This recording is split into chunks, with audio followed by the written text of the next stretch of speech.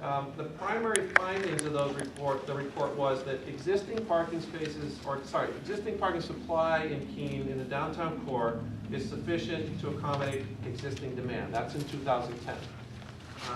That structured parking is likely to be necessary to support future buildings on the railroad property after the current phase of development. And at the time, the consultant had assumed the construction of the food co-op at roughly the size and location that it is currently built. So what, in essence, he's saying is that the next phase of development on the railroad property is going to need some additional parking, and he recommended a structure of some kind to be consistent with modern practices of parking in our downtowns. Another conclusion was that potential projects on Gilboa Avenue, and in 2010, you might remember that Keene State College was evaluating the Gilboa Ave location for what they called at the time a civic center. I think that the project has transitioned to a field house and a more of a wellness center at this point. But at the time, the consultant recommended additional parking would be needed there to support that activity, particularly the type of events that might take place in a building like that. The consultant also recommended that we evaluate options such as shared parking because it provided an opportunity to perhaps build fewer spaces and have them full more often, looking at the types of land uses that create demand at different points of time in the day. Whereas a business might be needing parking spaces during the business day, 8 to 4, 8 to 5. A hotel might need those spaces between 4 p.m. and 7 a.m. So trying to find synergy between the land uses using the parking spaces.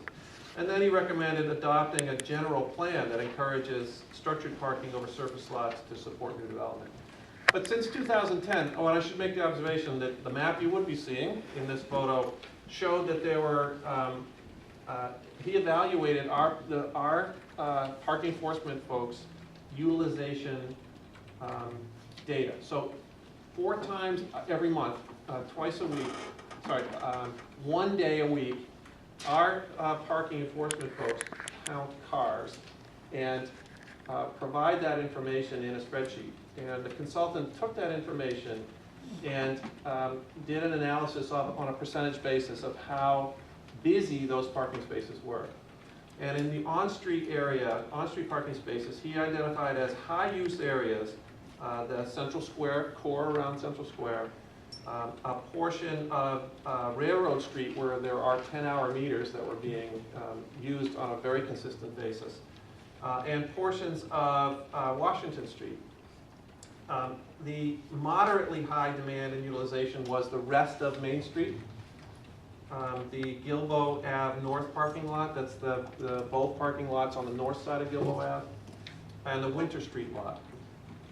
The moderately low demand areas were the Wells Street parking deck on the lower level where there is public parking, and the Commercial Street lot. And then the low demand areas were, there were a few of those.